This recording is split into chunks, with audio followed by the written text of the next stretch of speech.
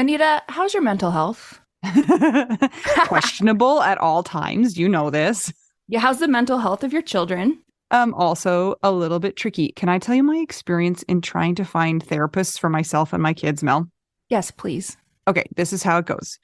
You ask around your friends and your family for a referral for somebody who's nearby. You finally find somebody who sounds like they might work for your family. You give them a call and you find out that A, they're not accepting new patients, or B, they have a huge wait list. So you start over again and you ask people if they know anybody who would be a good therapist and a good fit. Finally, you find one, you go and you meet with them and you figure out that you don't actually like them that much. But it's been so much work to find somebody who you can go to in your area that you're kind of stuck with them. Well, do you have any ideas for how to get around this? I do, because guess what? I've actually had some therapists that I have found on my own, which involves what you're saying. Sometimes I remember one time I was like 3 hours in the bathtub on my phone looking Yeah. through websites. I was such a prune at the end. But I have also had the experience with working with BetterHelp. And it was like, I don't want to say too good to be true, but because it is true, but it's like amazing because I was matched with my therapist within 24 hours. And you didn't have to go through all of that other ridiculous process of trying to find somebody. And here's the cool thing too, is if that person didn't work out for you, you can just switch and say, and it's not like you're committing to another years long search for somebody who you're going to jive with. It's true. And I lucked out, or maybe just BetterHelp is really good at matching people together because I never had to change my therapist. I loved her. Perfect fit for me. And I know that some of our friends have used BetterHelp and they've had to change therapists, and boom, same day, you can change. Easy peasy. You can ghost your therapist. Get a new one. I love this idea. BetterHelp is one of our sponsors. If you use our promo code trybetterhelp.com/WWDN, you get 10% off your first month. And we totally recommend it. Yes, get some therapy. That's trybetterhelp.com/WWDN. Everybody, you missed probably the best part of the conversation that's going to happen. I'm just going to say two words: spit cup. That's all you need to know, and we'll just move on from there. But just know you missed out. I think everyone needs to know, because my favorite part, Anita, is that I didn't know you had a spit cup as a youth Uh-huh. that you are still made fun of today by your Yeah. siblings. So I think we need to tell everybody. Maybe we'll get into it, or maybe we won't. Maybe it's just my little secret. I'll just tell everyone. Anita had a spit cup as a feral child and kept it for a long time, and it dried. And now she's old and still gets made fun of. The end. Anyway, My siblings, if they ever want to give me a hard time, that's all they say to me. I had a cold. I was phlegmy. Okay. I just sick of swallowing it. Hi, welcome to our podcast. Who are you? Hi, my name's Jennifer Rutkowski-Smith. Jennifer, that's a mouthful. It sure is. But I did it to myself. Yeah. Given the fact that me and the thousands of other Jennifers born in the 70s, when I, fell in love with a Smith, I was like, I can't be Jennifer Smith.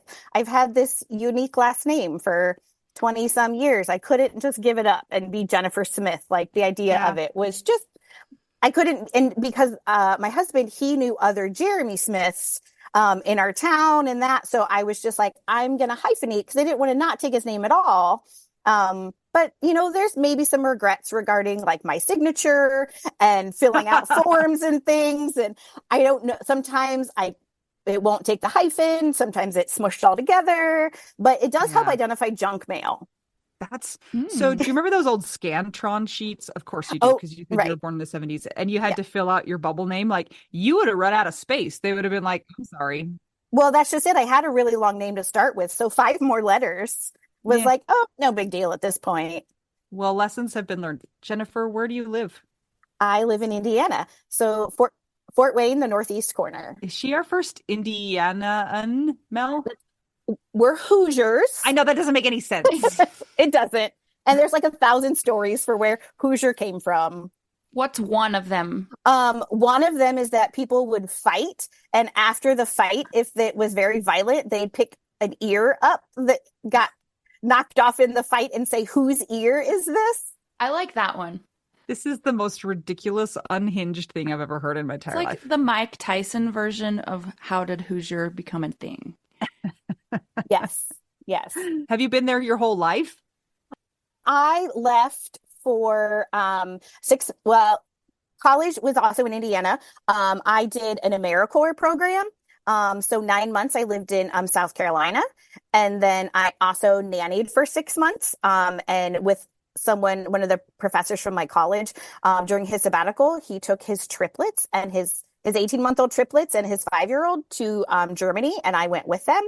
And part of that, those times I lived out of Indiana, the nannying in Germany was right before I started dating my husband. So we were long distance for the first like 18 months. And that might be why we stayed together. Space is good. Right? Who is this person? Tell us about him. My person was Jeremy Smith.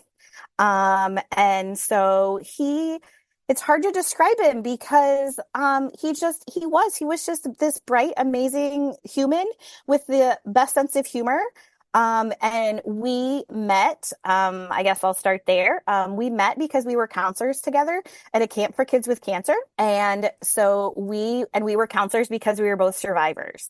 I was probably, oh, that's some math, like 13 years out. We met the year I graduated college. So we're talking 1999.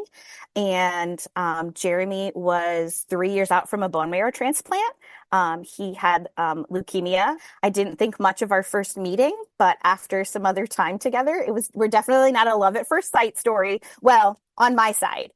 He had the advantage that in some of his holistic support services around his leukemia diagnosis, he met a good friend of ours who had like my senior high school picture in her office. And he's like, who's that? So he knew I existed before I had met him. And so I think he had the advantage. So I think he maybe felt a connection sooner than I did. A little light stalking before you met him. Right. I don't, again, and he's not here for me to ask and clarify, but yes, like he knew about my presence. And I think I maybe was told about him, but didn't think anything of it at the time, right? That there might be this person who's amazing. Fun fact, Jason and I also volunteered for many years at a camp for kids with cancer. Neither of us had cancer as kids, but our worlds have collided more than once. But which one? Because there's the Children's Oncology Camping Association. Yeah, and so COCA. I've been to many COCAs. So yes, is it, me too. What's the Utah one? Cody? Camp Hobie. Hobie. Yes. Okay. Yes. Yeah. So I've been to COCAs. Yeah. Me too. Once I got stuck in Canada at a COCA. So you said you got married in 2004. Correct. And you also said that Jeremy had some kind of long-lasting issues from his cancer treatment. Yes. So were things smooth sailing, or was it immediately like he was having all sorts of issues that you had to deal with? Right. So when we first met in 99, and then it took us a while to get married because I was back and forth with these couple of job commitments after I graduated college. And he had a tough immune system. So he would get sick easily. And then he also had a lot of like joint pain. He had some necrosis in his bones that made it hard to be comfortable to sleep. And then when you don't sleep in that cycle. So he was a little bit inconsistent, but nothing major illness really until 2010. So he just kind of had some lingering effects from that rebuilding of the immune system. And then in 2010, at the ripe old age of 35, he had a stroke. So he had a hemorrhagic stroke on his brainstem. I had no idea. I thought he was dehydrated. And I was like, you're fine. We'll just go to the walk-in clinic. And he's like, no, something's not right. And I took him to the ER. And it honestly took me a day or two to realize the terms that the doctors were using meant that he'd had a stroke. Because they said, oh, we found an artifact. And I'm like, what is an artifact on the brain? Like the Temple of Doom? Yeah. I mean, maybe he would have loved that. Like, I don't know that we ever put that together. Holy cow, Indiana Jones. Yeah, here's me and what I would have been maybe 33. Like, I'm not thinking stroke in a 35-year-old. Yeah. And so, because it was on his brainstem, he had weird symptoms. It wasn't the right left side, lift, smile, all those tests. He had nausea, super dizzy, and then he ended up with intractable hiccups. So that just would never go away. That poor guy. I know. Yes. And then also double vision. And so then with this stroke, they realized with his double vision and looking at that, the eye doctor was like, how do you see around those cataracts? And so he had cataracts and then cataract surgery at 37 that were formed from the steroids from his cancer treatment. So we're going for cataract surgery and we're in the waiting room with people who could be our grandparents. Like 90-year-olds. Right, exactly. And so that was my intro to caregiving 101 and eye drops and that. But he did mostly recover from that first stroke. Nothing major lingering. And those hiccups did eventually resolve as the bleed resolved. We consulted with a brain surgeon at that time, but as other neurologists have explained to me, the brain stem is Grand Central Station. And other parts of your brain are like Wyoming and wide open. But being on the brain stem, you got to be very careful about what all it controls. So at that point, they said, no need for surgery. We're just going to write it out. But then he had a second stroke 4 years later. And in that time, so it's called an avascular malformation, a cluster of blood vessels. And that's what was doing the bleeding. It quadrupled in size. And then in growing, it got to a place on the brainstem where they said it was safer to go take it out. And the fact that it had rebled and grown meant he was likely to have more strokes. So we decided to have surgery in December of 2014. And they said, 6 to 8 weeks, you'll be back on your feet. 8 years later, he was never fully back to normal. He would have occasional periods. He was in the hospital for 4 months. Before he came home, basically in every level of care facility, and then ended up coming home with a trach, a shunt in his brain because he was hydrocephalic at one point, a feeding tube, and then he had the double vision again. But thank goodness, no hiccups. We believe that later we figured out that his phrenic nerve got paralyzed, and we think that kept the diaphragm in place so that he never had hiccups again. Which is like a good news, bad news situation. Right, because he said, gosh, if he had to go through what he went through with hiccups, he's like, I would have gone crazy. How long did he have the hiccups? So the second stroke was in August, and I think it was like November before they were fully resolved. They would calm down, and we would try everybody would be like, try this. And we're like, it's not that it was anything that any of those tricks would control.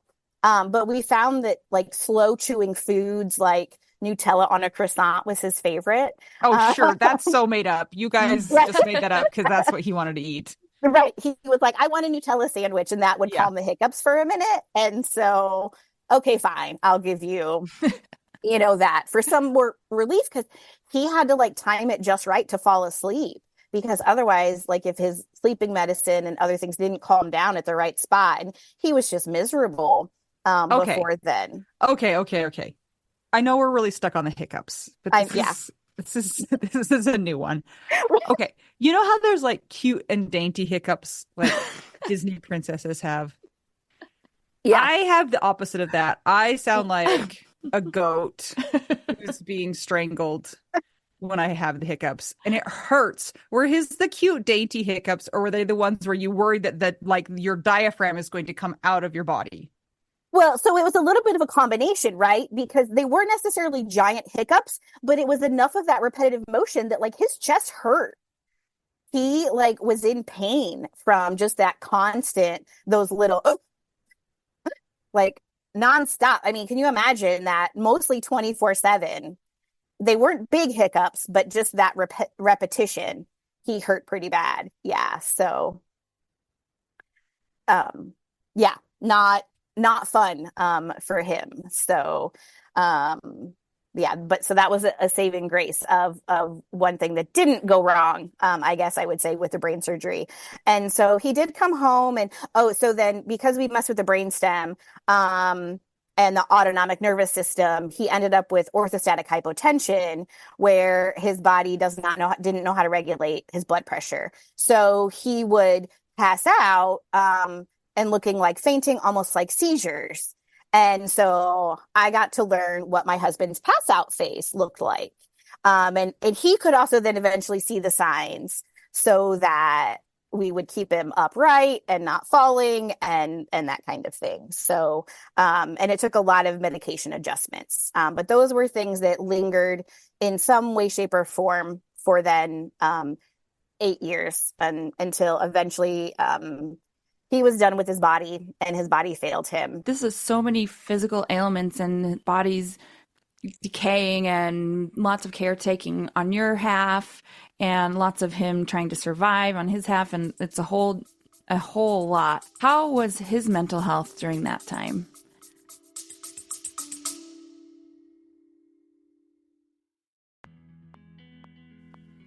Sometimes we assume that unless we had a huge life insurance payout, we don't really need to know anything about investments or even finances.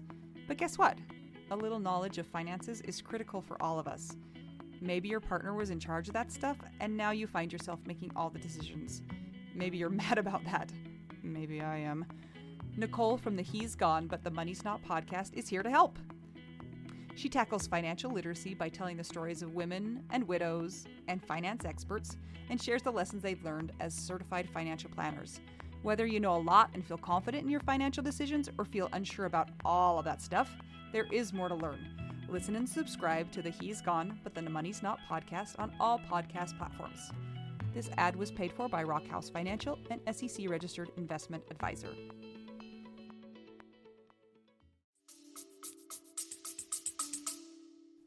Yeah, well, Jeremy is a trooper. He went through the bone marrow transplant and that required some isolation and special diet. So, he'd been through it before. But I don't know how I got so lucky to have to be a caregiver.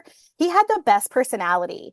When he first got back so we're in Fort Wayne. He had to have surgery in Indianapolis and we were back and forth there a couple times. He was like, I don't know if I can do this. And I said, give me a year. This was in, spring of 2015. I was like, let's see where we are then. Don't give up yet. So he had some ups and downs. There were some times where he ended up on antidepressants just because you don't have to feel like crap. But he just kind of took the punches as they came. And he had such a twisted sense of humor. This is somebody who we went with friends while our one friend was going to have surgery for prostate cancer. And the hotel had a courtyard and Jeremy mooned them in their hotel window, right? And so he just loved life and laughing and all those things. And so he kept that mindset with him. His cognition was fine. Nothing was wrong there. And for the most part, we just pulled together and, made the most of it where we could. Okay, I'm about to ask you a question that is none of my business. And none of anybody's business, and you can tell me that too. You can tell me to jump off a cliff. But I know that when cancer treatment happens, especially in young men, sometimes the result of that is sterility, like not able to have children. So is that something that you knew going into your marriage? And was that an issue for you guys? Right. No, so that's a fair question. And we had to talk about it early on. Because and again, my brain fog, all that stuff. And I wasn't present for Jeremy's leukemia. I think he'd had like maybe 1 or 2 radiation treatments before they froze some sperm for him, being concerned about fertility issues.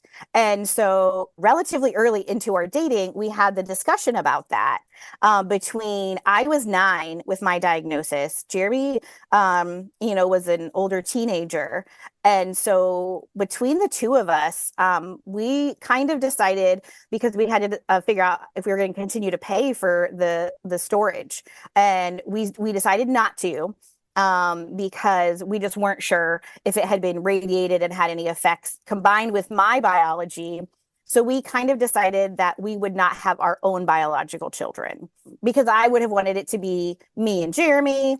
I get that people, want to like carry their own baby or have, whatever that experience is. That wasn't anything I felt tied to. So then we were like, our thought was, well, we'll adopt later on. Well, it just didn't happen. And partly because, I work in human services. I worked in child welfare for almost 20 years. So I didn't get paid a lot.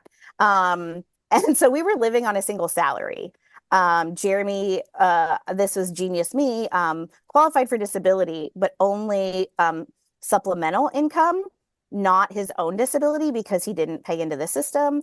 And so he was not eligible once we were married on my single salary for any kind of disability or Medicaid insurance. So we were not well off. And so we managed, and we're like, okay, well, when it's right, it'll happen. And then when stroke at 35, we might have still considered it at that age, but then his health, 35 and then 39, it just didn't happen for us. So we're not able to have kids. And so I got to the point where I was okay with that fact of we weren't going to be able to have our own, because once you're married, everybody asks, when are you going to have kids? And it's like, well, you still have time. Even he was in the hospital at 46 years old, I guess, at that time, going into kidney failure. And the chaplain's like, well, you still have time. And I thought, oh my goodness gracious, no. They have not kids? enough. Yes, to create. And I was like, no, that creates quite a mental picture, though. Like, the guy is kind of on his deathbed and you're like, honey, I know that you're sick and tired, but the chaplain said, so we should have kids. We should have kids right now. What did you ever have a response to that where you were like, XYZ, think about these questions before you ask them? I have very much feelings about this. I know. This well, and it's terrible. And I even have to stop myself from asking people because it's just so much the way our culture works. You get married, you have kids, you partner, you have kids. And so I've stopped asking myself, or thinking of that question with others. And I just said, you know what, it wasn't in the cards. And I now have nieces, and so they get, the attention. And so, we were fine with it. We had a great relationship. I didn't feel like I needed that to fulfill my life, right? Some people are like, I'm born to be a mother. I didn't feel that. Because someone once told me, oh, you'll know when you're ready to have kids. Like you'll want that. You'll feel less selfish, if that makes sense, was how someone framed it. And I was like, yeah, I'm not ready to do that. And part of it was financially, whatever. But yeah, when the chaplain did that in our circumstances, I gave feedback to that survey. Yes. Good feedback. Yeah. I was just like, please no, like, that's just not appropriate. I want to use that terminology now. From now on, like when somebody says something stupid, you say, I gave feedback on that stupid thing I said. I responded to that survey. Right. I was like, how do I tell you? And even if the survey hadn't come, I would have reached out in some way, shape, or form to make sure that they knew that this was not a great experience for us. And that was even after multiple hospitalizations back and forth, and lots of things. So, yeah. So in the end, was it clear that he was going to die? And did you guys talk about end of life care? And did he make any decisions in that regard? Yes. So Jeremy had hospitalizations in 2019, January 1st, 2020. We were talking about how do we protect him, thinking he needed a mask for general immunity. And then bam, COVID hit. And he loved the pandemic because I was home. And we didn't go anywhere. And he stayed healthy. He stayed out of the hospital. And so in those longer hospital stays, I engaged palliative care because Jeremy was not. Yes. Yay, palliative care and hospice and all the things that provide all the support, because I had my feelings about choices that Jeremy should make medically to be able to come home and get better, because he hated being in the hospital, but certain things needed to happen for him to come home and heal and feel better in the comfort of our home. And so then in 2022, he had a hospitalization that then put him on dialysis. His body failed enough that his kidneys couldn't do it on his own. We were hoping it was short term. It ended up being end stage. And so then with that, at one point I counted, he had at least 12 doctors. And I don't know why I didn't trigger it sooner, but we worked with outpatient palliative care. And that I'm so fortunate for that experience, because that really helped me and him like know what he wanted and know where his lines were, because it was very hard, because it was like he might take a feeding tube, but then I learned he didn't want to trach. And we didn't do a DNR because we thought, well, minus the blood pressure, his heart had generally been okay. So certain things, and it wasn't always clear cut. But and then at one point he had complications from dialysis, and then he just said, I don't want to go to the ER anymore. He said, unless it's life or death, I'm not going to go. And so we went on Halloween of 2022, a short stay for cellulitis, terrible experience. And then we were back like 10, 12 days later. And he went in for emergency abdominal surgery. They thought he wasn't going to survive that. He did, but then multiple system failure happened. And then other things happened. Oh, because by the way, I totaled my car before that hospitalization. And then it was my birthday. And I signed a DNR on my birthday. And then the next day they took him for a CT scan because he was yellow like a Simpson. I mean, maybe that was a life goal of his. But then they found more strokes for vision and coordination. And I was like, we're done. And so I knew enough about what his wishes were going to be and what his quality of life would have been if there had been a chance of recovery from that. And so I knew that he was done. And so we held on for a couple more days just because I don't know why people choose like to die on days so close to other important dates. There's so many people where there's like a death and it's close to a birthday or an anniversary or whatever. And I know that sounds crass, but that's all part of our dark humor coping mechanisms that we built on and very well honed for 8 years. And I also his family was all out of state. And so I needed them to have time to get to Indiana. And also I really wanted palliative care to be able to, and the case manager that we had worked with, the caseworker there, to be able to explain to his family that this was Jeremy's choice, because we haven't always had the best relationship. And I didn't want it to be something where, well, Jennifer decided this. And so I wanted that extra support. So how old was he when he died? And how old were you? Yep. He was 47 and I messed it up. I was 46, I think.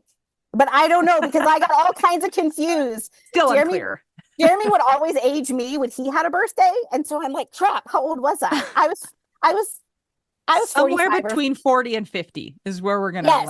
Okay, well, and perfect. He would say, well, you're just 50. You're closer to 50 than 40. So just say you're 50. I was 45 or 46. And honestly, I can't tell you how old I was. Like my brain was gone. Oh yeah. And then in the middle, I quit my job. Knowing I was going to end care for Jeremy and what that meant, and knowing that I was not going to be able to return to the work that I was doing because I'd already burned through any time off, and it just wasn't a good fit for me at the time. And so I just was like, I'm done. I need to take care of me, and I did. And what was the date and year of his death? So Jeremy died November 22nd, 2022.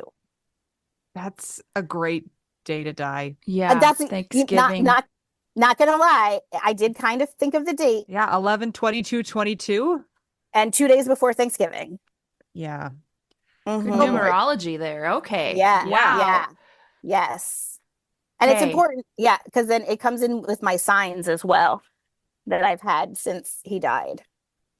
You wrote us about some of those signs, so although I don't think we told people who wrote in about them. Oh yeah. I know. I've heard a couple things on the podcast. Yeah, I've written that you submitted. I missed the in-laws one, but maybe it's always a favorite. We will open for resubmissions.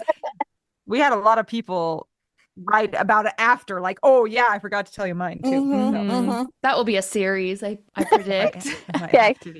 So it's a year and a half. Yesterday, I technically outlived Jeremy. So I calculated he lived 47 years, 5 months, and 11 days. So I am now 47 years old, 5 months, and 13 days today. Well, so we're here for you on your birthday of whatever that is. Outliving Jeremy by bonus life. I know, like it's a weird thing to think about, but it's just, those things that cross. I'm a super numbers nerd. And so it was like, well, how old was Jeremy when he died? And not just 47, but, so those milestone kind of weird dates and things. I did the same thing. And also I figured out that Jason and I were married for like 21 days less than how old I was when we got married, if that makes any sense. No, totally. Because so Jeremy and I had the same doctor for a while, and that doctor said, oh, like it gets really good. Or he made some comment about once you've spent more time together, then you like your life is, you've spent as much time together as you had with your life not together. Yeah. If that makes sense, right? Yeah. So that day happened while we were in that hospital stay, in that last hospital. You made stay. it though. I know we made it. Well, and now, but it didn't get better, did it? And then it's over, right? And then now it's like back downhill. So, but yes, we did cross that line. And so I'm very reflective and think about things in those ways. And so I was like, all right, well, I did get a good chunk. I got a total of 23 years with him. And I'm grateful for that. Jennifer, you said you quit your job right before he died, right? What? Yep. Do you have a job now? I do have a job. So yeah, because money's kind of an essential. Because I also totaled my car, so it was like, oh, got to get that income back.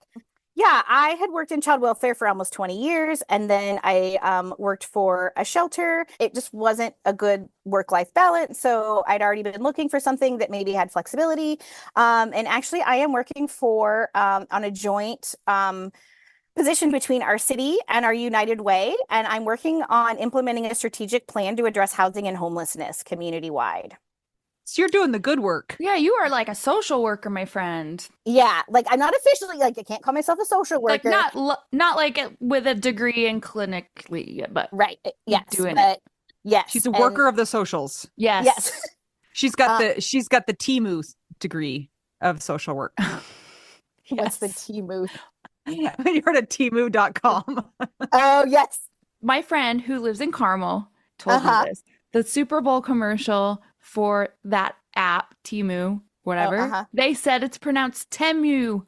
I'm not calling it that, just out of my own American. I've also heard that you definitely shouldn't have that app on your phone. Just yeah. See, this is why we do this podcast. We are here so learn all the things. I didn't know that.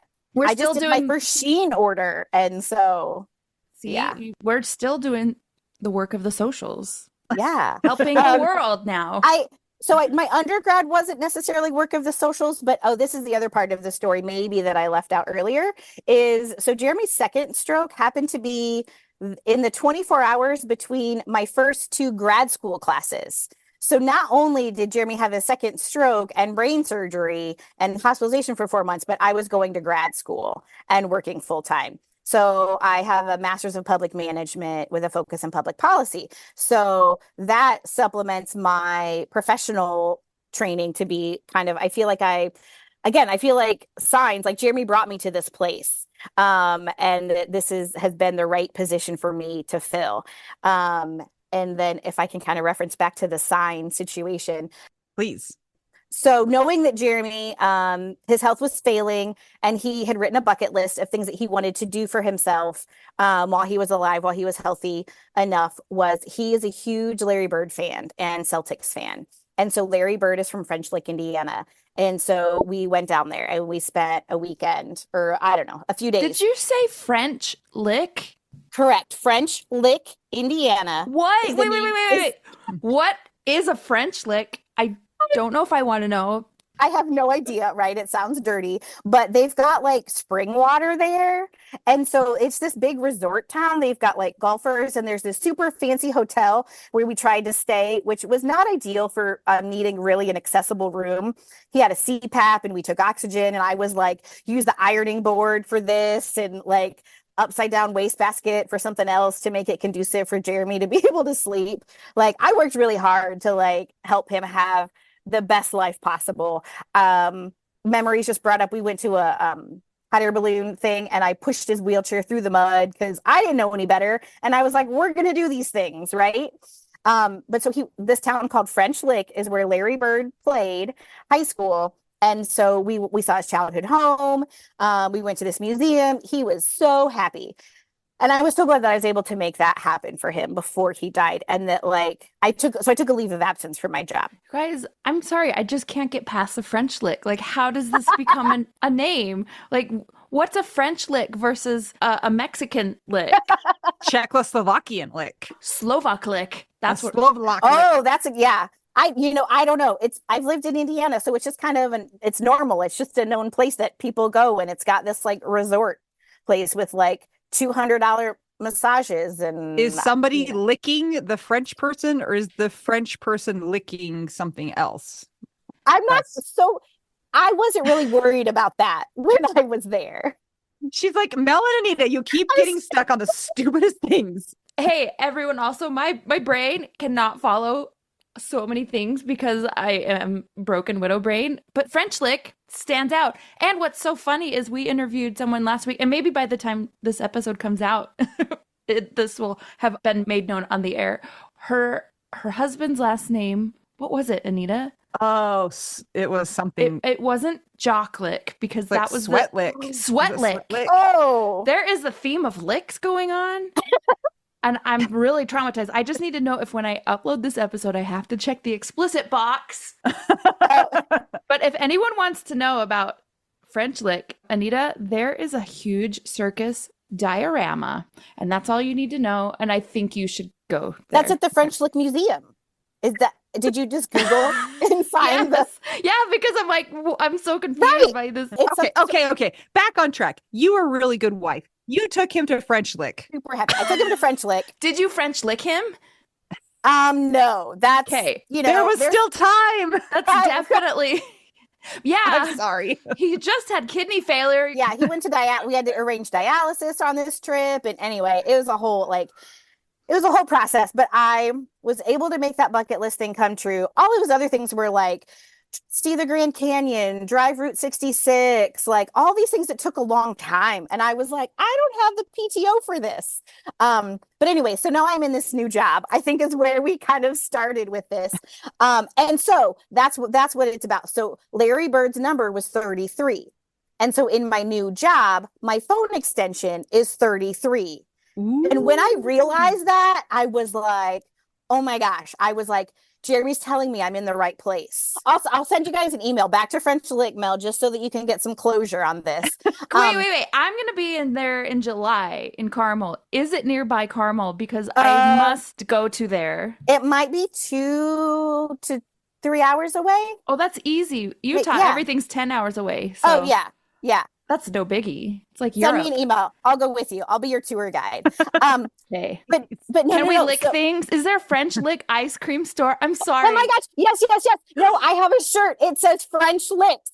And it's pizza, coffee, and ice cream. And on the back it says you can't please everyone. You're not ice cream.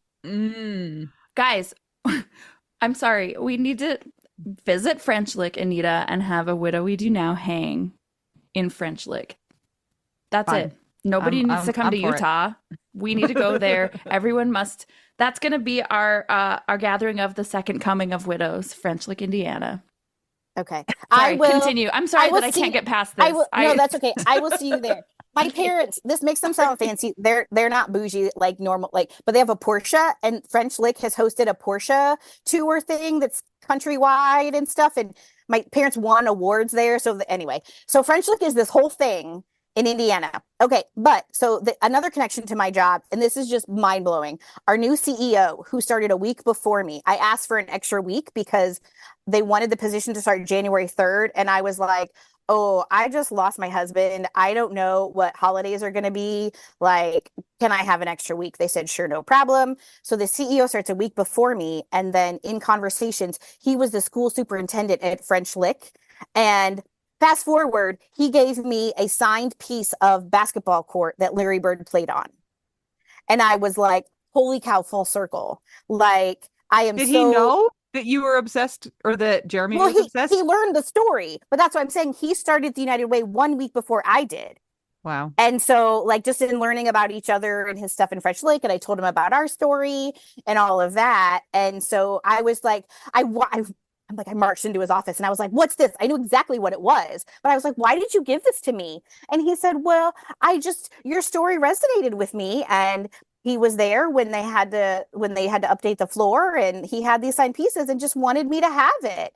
And Aw. I am just like, oh my gosh. And so it sits with Jeremy and pictures in the museum next to the circus diorama.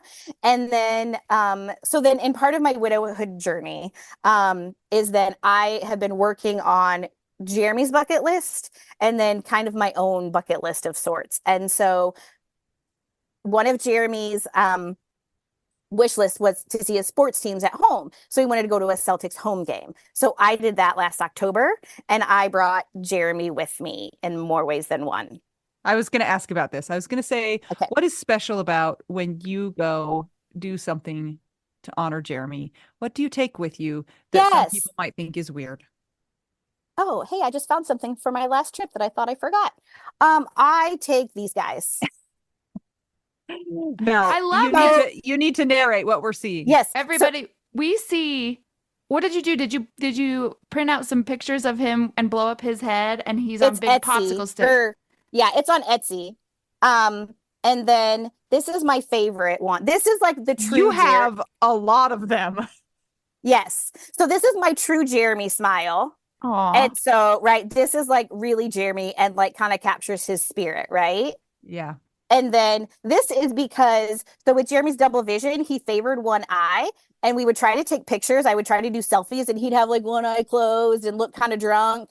And I'd be like, open your eyes. And so I captured this picture. And so this is his like scared one. So I put him, one of the pictures I sent you, it's me climbing, rappelling off of our building. It's 7 stories. And so I taped Jeremy to my back while I was rappelling. So he looks like he's like creeped out or like scared, like while he's coming down the building with me. And then this one, I happen to know was so because I, where the pictures are from, this is Jeremy with a plate of food in front of him. So he's like, I need my glasses on to see what I'm eating. Like, so, He's so like, let's go to work. That's what it right, looks like exactly. to me. Like, here we are. He died 2 days before Thanksgiving 2022. It was kind of a blur. I had a moment where I was like, we don't have a seat for Jeremy. I need it. So I put out a small plate. Well, so then in 2023, it was right after the 1 year mark. And I stayed at my parents because I just gotten back I took myself to the Bahamas because I didn't want to be in Indiana in November for the days. Nobody does. Right. But the days leading up to, a year ago, I signed a DNR. A year ago, I decided that we were done. And so a great friend joined me in the Bahamas, and so I just stayed with my parents because they had my dogs, and my nieces set a spot. They were in charge of setting the table. They put a name tag for Jeremy, and my mom had the wrong Jeremy at the seat. So I was like, Mom, I got to go change him out. Can I do that? And so I put this one because this is Jeremy ready to eat. So, and I love that my family is so supportive. I mean, the whole way through, because they're local and Jeremy's family is not, they're all out of state, but they just embrace me and whatever I need and however I'm choosing to honor Jeremy. So taking these giant heads of Jeremy and going different places. Jeremy on a stick. Has it caused people to ask what in the world is going on? Have you had to explain what's going on to people? So, okay, so I did this little combo. I've had some fun with it. This is like the paper best. dolls, guys. You guys. Because somebody else told me to get like Elf on the Shelf costumes. So Yeah. he helped me win an ugly sweater, Christmas sweater competition. But I stuck this in the sand. I'd take a picture of him in the sand and they'd be like, oh, who's that? And depending on how I feel in the moment, I answer or I don't. And so I'll say, oh, that's my late husband. Oh my gosh. So on our Boston trip, we then went into Maine and we found this small town that had a pumpkin decorating contest. And these were giant pumpkins. I put Jeremy in every pumpkin I could figure out how to. He had the spider eating him. He was in a hot air balloon basket. He was inside a clamshell. Like, I just have a blast. And so that time passersby were like, oh my gosh, he's having the time of his life. And I'm like, yes, he is, because that's just his sense of humor. I feel like he would love that I do these things. He's having the time of his death, though. Yeah. That's right. Well, so I don't clarify, right, always in that, but I'm just like, he's enjoying himself, whatever. So what do you say when you don't feel like responding on Right. who's Well, and big so I've head. had that. So before Camp Widow, I had a day at the beach, and so I did it. Took a picture of Jeremy in the sand, and these ladies were like, "Oh yeah, we have one of those for our friend who couldn't make the trip." And I was like, "Well, yeah, Jeremy couldn't make this trip either, technically." But a lot of times, I just choose to say nothing. It just kind of depends on how much of in my head, a truth bomb I want to drop. And because one time I was with friends and we were hiking and I had him to take the pictures, whatever. And they're like, "Who's that?" And I said, "My late husband." And he was like, "Oh, good for you." And so I've gotten some different responses, right? That people just kind of roll with it. But actually, so last week, would have been our 20th wedding anniversary. And I took my not 20th anniversary cruise because I've all these conversations I was like, do it anyway. It's, we did cruises for our honeymoon and our 10th. And so if my life was different, we would have done it for our 20th. And my cousin and I went on the strip and we were climbing these ruins in Belize. And I was taking a picture with Jeremy. And this lady passed me by and said, "That's cheating. Like bringing Jeremy and taking a picture of him at the top of the ruins was cheating." Oh And boy. yeah. And so for that, I just was like, you know what? I was in the moment. I was enjoying myself and the accomplishment of like climbing up this thing and not falling off. Um, because I'm so accident prone, that sometimes I just let it go. But for the most part, when I say my late husband, sometimes I'll say my dead husband, that gets a little bit more of a reaction. But I just kind of in my journey, this is just part of how I'm bringing Jeremy along and making new memories with him and carrying him with me because he's never going to go away. He's always going to be part of me. And who I am today is because of our 23 years together. Mm, So, yeah. I And love that. so, yeah, so I just kind of gauge it by how I'm feeling and if I want to bother, because really it's for me. But I also think about I've read Megan Devine's book and other stories and conversations about helping society understand what grief is like. Mhm. I love And that you do this because so many people, we get a lot of questions, for instance, in the Widow Wives Club, and it's like, how or does anybody have any ideas how to honor or how to remember? And it seems like you've kind of narrowed in on, I mean, it's not a hard way to do it. It doesn't require much extra of you than you going to that place, but bringing him with you. And so I think that's really cool that right. you found a way to really zero in on honoring him and Yeah. bringing him with you that makes you feel happy and that makes, maybe even allows people around you to learn about Jeremy a little Yeah. bit more. I think that's pretty cool. And then the other thing I do, so I kept my visual aids nearby. So this, I don't know if you can tell, it's a little skull Yeah. coin purse. So this is now my adventure pack. So my Jeremy adventure pack. It used to just be a little velvet pouch. So Jeremy was cremated. I did the day he died, he was alert enough for me to ask him questions. And so yes, no, because he was intubated. But I said, "Are you ready?" And he said yes. I said, "Do you want cremation?" And he said yes. And then I said, "What do you think about your grandpa's lake as a spot for some of the ashes?" And he said yes. But I didn't do all of them. And so I bring his ashes. In his first year, he made it to 8 states, Ontario, and the Bahamas. And then I've added the 3 countries that we went to on the cruise of spreading his ashes. And then my friend went to Iceland and they took Jeremy with them. And so apparently he's in like a volcano and different places. He's working on a Wow. list Wow. for like where Jeremy is. And because we were limited since his brain surgery on how much traveling we could do, I'm just making up for lost time. And it's really just refilling my cup and my soul. Like, when so I think I talked about our long distance relationship. We were literally dating like not even well, maybe 6 weeks. And then I left the country and Jeremy came to visit me. And I was in Munich and we went to Venice and Salzburg and we traveled. And, if his health and circumstances were different, we wanted to go all kinds of places. So this way, it may not be his exact bucket list places, but they're places that I can still keep bringing him and his spirit along. And I just have fun with it. And it just makes it hurt a little less, I think, to be able to keep living and living on with him, for him, bringing him with me. I love that. Thank you so much for joining us today and sharing your story and sharing Jeremy and 3 of his heads and all of the adventures that you've had afterwards. We really appreciate you. So thank you. The question of the century. What's your favorite cheese? Okay. So because I've caught up on all the episodes. I this might be a new one. But have you had anybody say boursin? No, I don't we think have so. not. That's so good, Yeah. though. I love that stuff. Yes. And like there's recipes where you can put it in chicken in a crock pot Uh-huh. meal. Oh my gosh. Oh, yeah. It's the best. Yum. Yeah. But it's not like an Totally. all the time cheese. So other than that, like I love a good Gouda. So The Gouda's the all like the time cheese. Got it.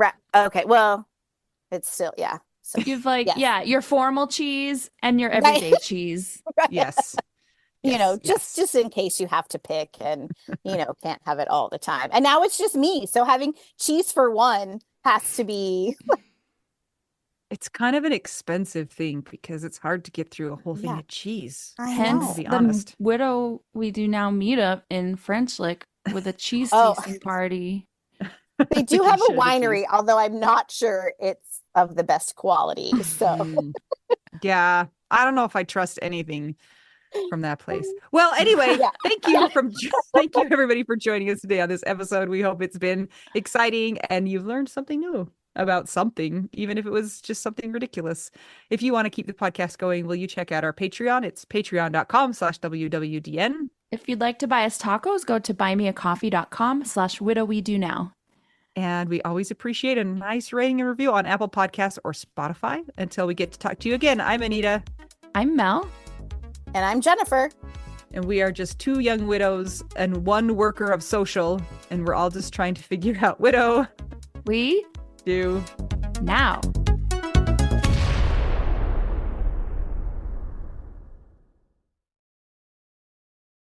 This is my favorite thing to discuss with you. Tell me, what is it? One of my favorite things. I do enjoy tacos and cheese and dogs. This is about how you cannot pay hundreds and hundreds of dollars for a phone plan, especially when you're a widow, your person is dead, you might have kids, you might need another option, and you just want your phone to work, you want unlimited texting and service, and you want it to be like $25 a month. It blows my mind that they have plans that start at $15 a month. That is so cheap. And the cool thing is it uses other 5G networks, and so you don't have to pay extra for that, and you still get great service. Yep, Anita and I have traveled all over, and I have used my phone. So I highly recommend it. And my mom's even on it. When my dad died, we put his phone down to the cheapest plan, which is $15 a month. And I think my mom's on the $20 a month plan, and it's so worth it. It's so much cheaper than what we were all paying before. So I highly recommend it if you're on a budget or not. Who cares? Ryan Reynolds is in charge of the company, and they send you free stickers with Ryan Reynolds temporary tattoos. It's kind of the best. So if somebody wants to sign up, what can they do, Anita? Go to trymintmobile.com/WWDN. Seriously, you guys, such a great idea. Save yourself some money.